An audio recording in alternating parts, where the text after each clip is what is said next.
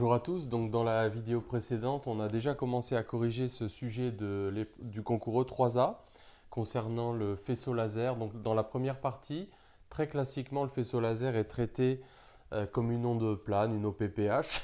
Et donc on a traité toutes ces questions. Et donc dans la partie 2, on a un modèle plus réaliste du laser en tant que faisceau gaussien. Et donc cette partie-là maintenant est explicitement au programme de la filière PC, PC étoile. Pas au programme des autres filières, mais ça peut être donné en concours, étant donné que cette épreuve-là avait été donnée d'ailleurs avant la réforme, avant que le faisceau laser ne soit officiellement au programme des PC. Donc ça peut intéresser vraiment tout le monde. Alors, je t'encourage comme d'habitude à imprimer l'énoncé dont le lien va être donné en bas de la vidéo. Et donc on attaque directement la partie 2 concernant la structure gaussienne du faisceau laser. J'en profite d'ailleurs pour dire que ces questions-là, je les ai déjà traitées dans une petite vidéo dans la playlist concernant tout ce qui est sur le faisceau laser au programme en PC et en PC étoile. Alors, on nous donne le champ électrique dans son mode gaussien fondamental, même si on ne l'appelle pas comme ça.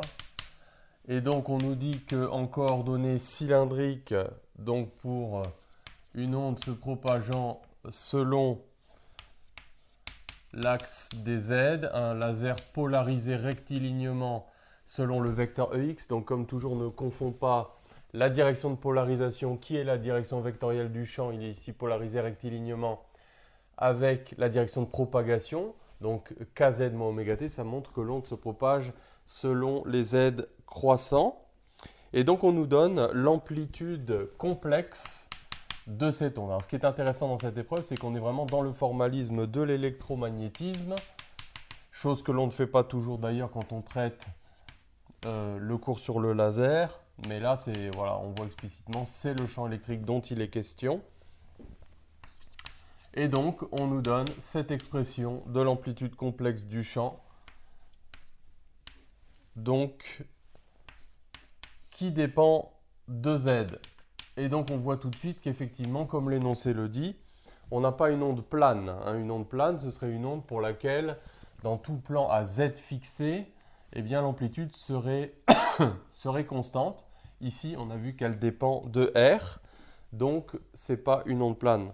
Elle dépend d'une variable perpendiculaire à la direction de propagation. Z0, c'est ce qu'on appelle la distance de Rayleigh, ou la longueur de Rayleigh.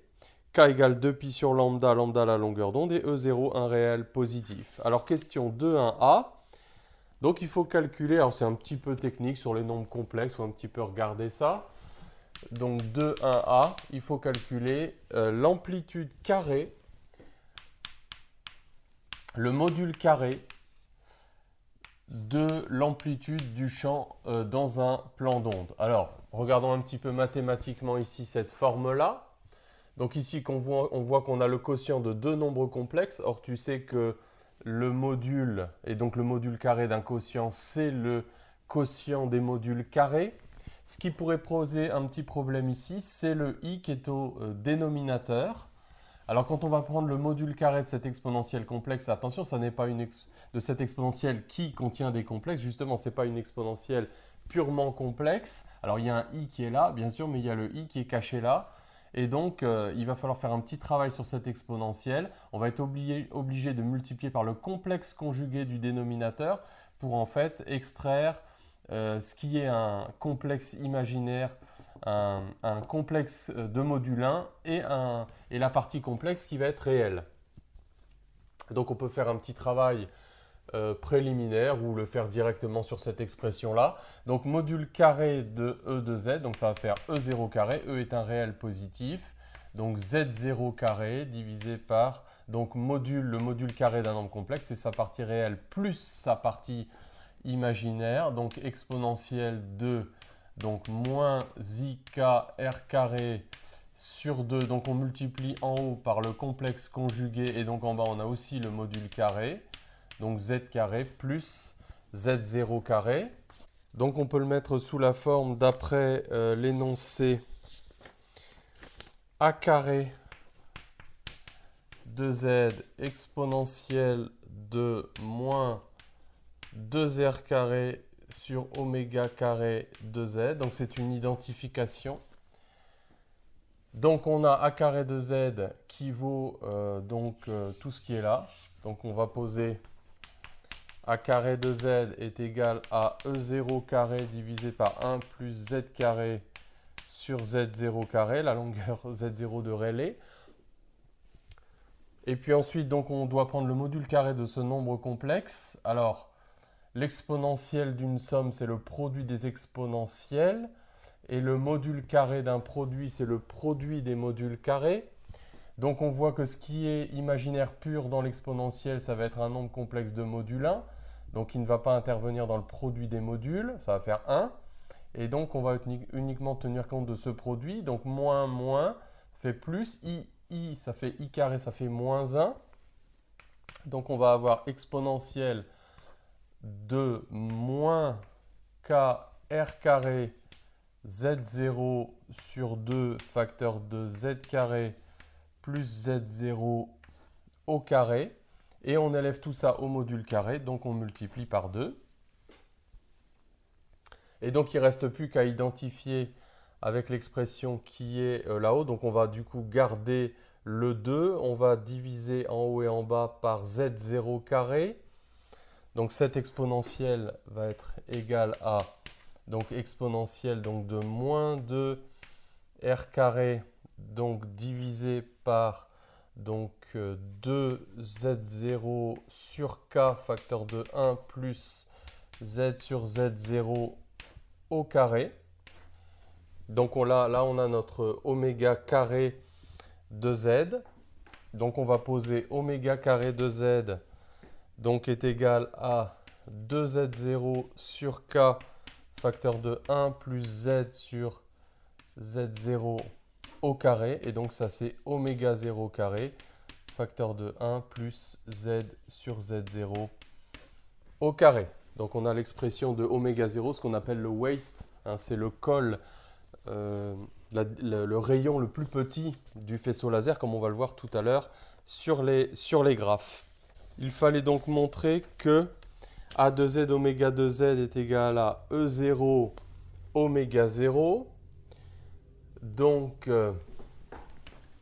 A de z oméga de z, d'après tout ce qu'on vient de voir, c'était donc E0 divisé par racine carrée de 1 plus z sur z0 au carré. Oméga de z, c'est donc oméga 0 fois la même racine. Donc ça se simplifie et ça fait effectivement E0 oméga 0. Alors question, bon ça c'était la partie un petit peu pénible, un petit peu calculatoire, mais rien non plus très difficile sur les nombres complexes. Alors, représenter les graphes de A de z et de oméga de z en fonction de z. Donc, on va voir que A de z, qu'est-ce que ça représente? Bon, là, on a le module carré du champ. Hein, donc, on voit tout de suite quand R égale 0, cette exponentielle vaut 1.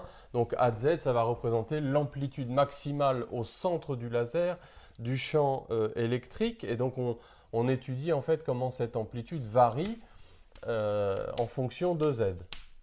Donc, A de z... Donc, c'est la fonction E0 divisé par 1 plus z sur z0 au carré. Donc, en z égale 0, donc elle vaut E0. La fonction est paire, donc elle a une tangente horizontale à l'origine. Et quand z tend vers l'infini, donc elle tend vers 0. Donc, on voit que l'amplitude maximale du champ électrique au centre du faisceau laser décroît quand on s'éloigne de z égale 0. On va voir, c'est là que le faisceau est le plus étroit, c'est le col du faisceau laser, le waist du faisceau laser. Alors justement, oméga de z, donc oméga de z tout à l'heure, on va voir que ça représente plus ou moins la largeur, le rayon significatif du faisceau laser. Donc oméga de z, c'est oméga 0 racine carrée de 1 plus z sur z0 au carré. Donc là, il y a deux zones. Si z est très petit devant la longueur de Rayleigh, oméga est très peu différent de oméga 0. Donc ici, on a aussi une fonction paire, donc une tangente horizontale. Donc ici, on a oméga 0. Et puis, quand, au contraire, ça on va nous le demander tout à l'heure, donc ça c'est le modèle cylindre et le modèle cône. Hein, on peut déjà anticiper un petit peu. Oméga de z est très peu différent de oméga 0, z sur z0. Et donc, ça fait une droite de pente oméga 0 sur z0. Donc ça fait en fait, ce sont les équations, c'est une hyperbole en fait. Hein, c'est un arc d'hyperbole, cette fonction-là. Et donc, elle a une allure comme ça, oméga 2z. Et donc, ici, c'est le rayon le plus petit du laser, comme on va le voir dans la suite.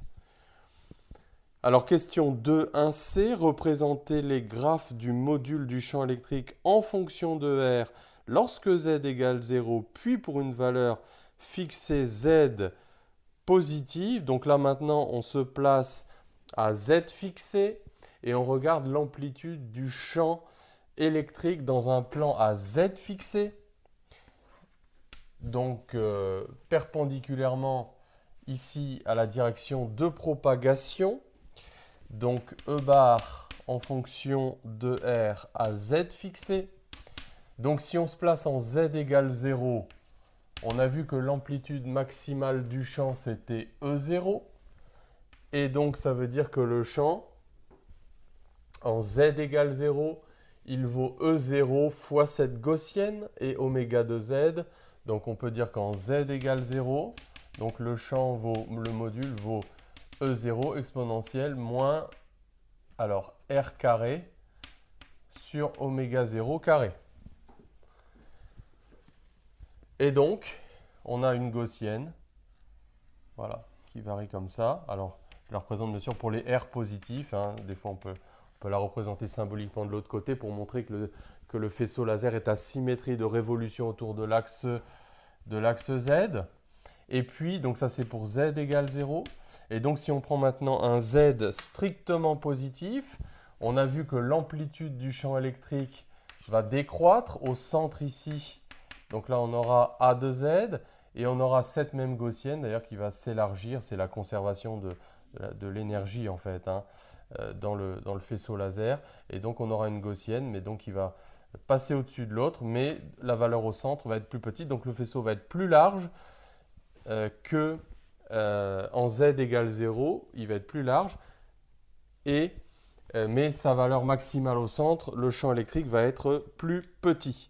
Donc la signification physique de oméga de z, eh bien, ça représente la longueur caractéristique. Hein. On voit que quand on fait dans cette fonction-là, dans cette exponentielle ici, moins 2r carré sur oméga de z, si on fait r égale oméga de z, ça signifie qu'on a multiplié le module carré par exponentielle de moins 2. Donc on a divisé l'amplitude par 1 par E. Hein, donc voilà, ça représente qualitativement la largeur du faisceau laser. Donc la distance caractéristique, à peu près son rayon. Alors dans la question 2.2a, on nous dit en pratique l'amplitude complexe du champ électrique est une fonction lentement variable de R et de Z, ce qui signifie qu'à l'échelle de la longueur d'onde, les variations de E bar de R et de Z sont négligeables. Alors c'est un peu pour préparer la suite avec le calcul du champ magnétique qu'on nous pose cette question. Donc justifier que cela signifie que D de E sur dr en module est très petit devant E fois K. Alors on sait que K évidemment c'est 2pi sur lambda. Donc en gros cela revient à dire que E sur L, une distance caractéristique transversale, donc selon le rayon R, est très petite devant E sur lambda. Et ça, c'est directement lié à la phrase qui nous dit que le champ est lentement variable en fonction de R et d'ailleurs aussi de Z. Hein, donc c'est exactement pareil pour la dérivée de E par rapport à Z. Hein, donc elle est très petite devant E sur lambda puisque le champ est très lentement variable en fonction de Z. Alors, compte tenu de l'approximation précédente, montrez qu'à l'aide des équations de Maxwell, donc question 2.2b, le champ magnétique de l'onde peut se mettre sous la forme approchée B bar de Z égale E sur C exponentielle IKZ moins oméga T vecteur EY. Alors, il nous faut une équation de couplage qui relie le champ magnétique au champ électrique. On pourrait prendre Maxwell Ampère qui relie dans le vide le champ magnétique au champ électrique. Seulement, ça fait intervenir un rotationnel pour B. Donc, intégrer un rotationnel, ce n'est pas tellement pratique. Donc, ce n'est pas Maxwell-Ampère qu'on va prendre, mais on va prendre, enfin, l'équation est bien sûr valide, mais on va prendre donc Maxwell-Faraday, parce que là, on va intégrer par rapport au temps. C'est une équation linéaire. Je la plonge dans les complexes. On a tout au long de ce problème une convention en exponentielle IKZ moins oméga t. Alors, je te rappelle que quand une convention est fixée dans un énoncé, il faut s'y tenir. Donc, pour le temps, c'est dérivé par rapport au temps, c'est multiplié par moins I oméga. Donc, moins dB sur dt, ça va faire plus I oméga B bar. Et donc, on a le rotationnel de E à calculer. Alors, connaissant la structure du champ électrique, donc E était de la forme en notation complexe, E bar de R et de Z exponentielle I, donc une convention en KZ moins oméga t et l'onde polarisée selon le vecteur X. Alors, ce n'est pas une onde plane, c'est toute la difficulté. Donc attention, tu ne peux pas utiliser B égale K vectoriel E sur oméga. Ça ne fonctionne pas, étant donné, ça c'est le gros piège, étant donné que le champ E n'est pas une onde plane. Néanmoins, donc à la fin de l'énoncé, tu as un formulaire qui te dit que quand on fait le rotationnel d'une fonction scalaire par un vecteur, c'est f rotationnel de A plus gradient de f vectoriel A. Alors la question précédente te montre que les coordonnées du gradient, si on pose f est égal à E bar de R et de Z, on voit tout de suite que gradient de f dont les composantes seront dE sur dR, dE sur dZ, ça va être négligeable. Donc ça c'est négligeable. Et donc il va rester uniquement ce terme-là. Donc on aura f, donc je pose f est égal à E bar de R et de Z, et A, je mets l'exponentielle dans A avec le vecteur EX, donc ça c'est mon vecteur A. Et donc je pourrais dire que rotationnel de E en notation complexe, très peu différent de E bar de R et de Z, donc ça c'est la fonction f. Et puis je dois calculer le rotationnel de ce vecteur-là, dirigé selon le vecteur EX. Alors j'utilise l'opérateur nabla. Nabla c'est l'opérateur d sur dx, d sur dy, d sur dz. Donc vectoriel, pour calculer un produit vectoriel. Vectoriel E. Donc le champ E, cette exponentielle, elle est selon l'axe X. Donc je l'écris comme ça, 0, 0. Donc dans la base, EX, EY, EZ. Donc je masque la première ligne et je fais le déterminant 2, 2. Ça fait 0. Je masque la deuxième ligne, je pars du bas. Je dérive ça par rapport à Z et le produit en croix 0. Et le dernier produit en croix 0 aussi parce que je dérive par rapport à Y. Donc la seule composante non nulle se trouve sur EY. Donc E bar de R et de Z. Et donc je dérive ceci par rapport à Z. Donc j'aurai IK exponentielle de la même chose, vecteur EY. Et donc ceci est égal à I oméga B bar. Et donc j'en déduis la relation du texte, donc qui était B bar est égal à E bar sur C exponentielle I kz moins oméga t, vecteur EY. Donc, le champ magnétique B se propage selon la direction Z, bien sûr. Il est selon le vecteur EY. Et en fait, quand on regarde cette expression-là, eh bien, on s'aperçoit qu'on a pratiquement une relation analogue à une onde plane, étant donné que donc on a bien EB4 trièdre direct et B est égal à E sur C. Donc, si on avait utilisé brutalement la formule qu'on n'a pas le droit d'utiliser, K vectoriel E sur oméga, on serait arrivé au même résultat, mais bien sûr, tu t'aperçois que les hypothèses qui sont là étaient nécessaires pour le faire de manière plus rigoureuse. Alors, question donc maintenant le vecteur de Poynting de cette onde. Alors, c'est une structure d'onde plane finalement, on l'a vu. Donc, la valeur moyenne du vecteur de Poynting, alors soit On revient aux notations réelles pour les champs, ce qui est tout à fait possible, mais ici très pénible. Soit on utilise donc la formule donnée à la fin du sujet, 1/2 de partie réelle de E vectoriel B complexe conjugué sur mu0. Donc ça va faire 1 sur 2 mu0 C, E bar EX vectoriel E bar complexe conjugué EY, hein, puisqu'on a vu que B c'était E sur C. Et puis quand on prend les exponentielles, là, on va multiplier cette exponentielle par son complexe conjugué. Donc ça va faire 1. EX vectoriel EY, ça fait EZ. Donc ça nous fait 1 sur 2 mu0c. Un calcul tout à fait analogue à celui qu'on vient de faire dans le vide. Module de E carré, vecteur EZ. Et donc le vecteur de Poynting se dirige selon la direction de propagation. Donc là, on l'a mis sous forme de vecteur, valeur moyenne d'un vecteur, donc il y a bien un vecteur avec sa direction. Et puis ensuite, donc, ce qu'on appelle J de R et de Z, donc c'est dans le texte la norme de la valeur moyenne, donc c'est la puissance par unité de surface du champ du vecteur de Poynting, donc associé à la propagation de l'énergie. Donc il suffit en fait d'enlever le vecteur EZ. Donc on aura module de E carré sur 2 mu0c. Et le module de E carré, bien sûr, d'après la question 2.1a, c'était A bar A carré de Z exponentielle, la gaussienne. Hein. Alors, étudions la répartition de J de RZ dans le plan perpendiculaire à OZ et situé à la cote Z. Notons J max, la valeur de J dans ce plan. Le rayon R de Z du faisceau laser à la cote Z est défini comme la valeur de R telle que J max de Z, J égale J max divisé par E carré. Déterminer l'expression de ce rayon en fonction de oméga de Z. Donc on peut tracer cette fonction-là grâce à A carré de Z exponentielle. Donc en fait c'est encore une gaussienne. Mais cette fois-ci c'est le module carré. Hein, ce n'est pas le module du champ, c'est le module carré. Donc en fonction à R fixé, à Z fixé en fonction de R.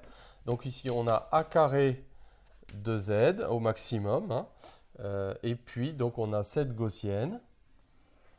Et donc, on voit que, alors, le maximum de cette gaussienne, donc c'est A carré de Z en R égale 0, donc au centre. Hein. Et donc, l'énoncé nous dit qu'on caractérise le rayon du laser tel que ça se soit divisé par 1 sur E, donc A carré sur E carré. Donc, ce qui signifie que notre exponentielle, donc on aura exponentielle de moins ce rayon au carré, on fait comme si on ne le savait pas, bien sûr, on va trouver que c'est W. Alors c'est exponentielle moins 2R carré sur oméga carré Z égale exponentielle de moins 2. Et donc on en déduit que R de Z égale W de Z. Donc c'est ce qu'on a dit tout à l'heure, W de Z représente à peu près la largeur du faisceau laser. Et donc il est le plus petit en Z égale 0. Donc c'est ce qu'on appelle le waist en anglais, c'est le col du laser. Alors, quelques dernières questions sur le modèle cylindre-cône du laser et une petite application numérique sur la longueur de Rayleigh et la divergence angulaire, puisque les asymptotes là, vont déterminer la divergence angulaire du faisceau laser. Donc, question 2.3c, montrer que quand Z est très grand devant être 0, Z0, donc la longueur de Rayleigh, le faisceau a la forme d'un cône de sommet haut et de demi-angle au sommet bêta. Donc, j'ai recopié la fonction W de Z en fonction de Z. On a vu que ça représentait donc la largeur du faisceau laser. Donc en gros, ça veut dire que voilà, dans un plan comme ça, perpendiculaire à Z, le champ électrique est maximum au centre et il décroît. Il est plus resserré et plus intense, évidemment, au waist, au niveau du waist. C'est ce qu'on vient de voir. Et puis on a représenté le symétrique hein, pour bien montrer que tout ça est à symétrie de révolution autour de l'axe Z. Alors, quand Z est très grand devant Z0, recopions donc l'expression de la forme mathématique de W de Z. Donc, W0 facteur de 1 plus Z sur Z0, cette longueur de Rayleigh au carré. Donc, quand Z est très grand devant Z0, W de Z est très peu différent donc de W0, Z sur Z0, ce qui fait une droite passant par l'origine et de pente donc oméga 0 sur Z0, donc l'angle bêta qui est ici en radian, hein, tangente bêta, ça va faire la pente, donc un delta Y sur un delta X, donc on aura bêta très peu différent de oméga 0 sur Z0. D'ailleurs, et on voit d'ailleurs que la longueur de Rayleigh, on la trouve en prolongeant ici la valeur du waist et l'intersection avec les asymptotes, ça nous donne la longueur de Rayleigh. Donc en gros, avec le waist et la longueur de Rayleigh, tu as le squelette du laser, hein, et donc à l'intersection des asymptotes ici. Alors, et puis donc on avait aussi une relation de tout à l'heure entre la longueur de Rayleigh et le waist. Alors, nous avions donc Z0 est égal à K oméga 0 carré. Donc on a oméga 0 qui vaut racine carrée de lambda Z0 sur pi, que l'on peut recopier ici. Donc ça fait racine de lambda Z0 sur pi, donc fois Z0 carré. Et donc on peut en déduire la valeur de Z0, la longueur de Rayleigh, donc 0,8 mètres, et la valeur de bêta en radians, qui vaut 6 × 10⁻³ radians. Donc voilà pour cette étude de la géométrie du laser. C'est un petit peu technique, c'est pas forcément très rigolo, mais bon, ça permet de mieux comprendre le comportement réel d'un laser. C'est pas vraiment une onde plane, c'est un peu plus compliqué que ça. Et la dernière partie, donc certainement la plus intéressante, c'est donc les interactions, l'absorption du laser dans le métal, donc avec la propagation des ondes électromagnétiques dans un milieu d'indice particulier. Donc on fait la suite dans la prochaine vidéo.